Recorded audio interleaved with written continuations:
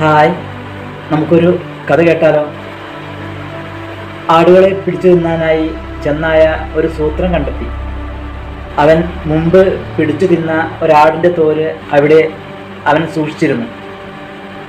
ആ ആട്ടിൻ തോലണിഞ്ഞ് അവൻ ആടുകളുടെ കൂട്ടത്തിൽ എത്തി.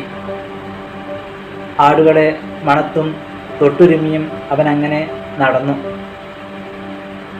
അവൻ വിചാരിച്ചു, വൈകുന്നേരമാകുമ്പോഴേക്കും ഇതിൽ തടിച്ച ഒന്നിനെ പിടിച്ച് തിന്നണം.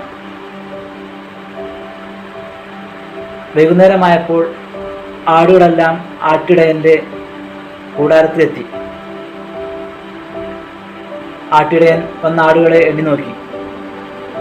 ഇതിലൊരെണ്ണം കൂടുതലുണ്ടല്ലോ. ആട്ടിടയൻ ഒന്നും കൂടി എണ്ണി.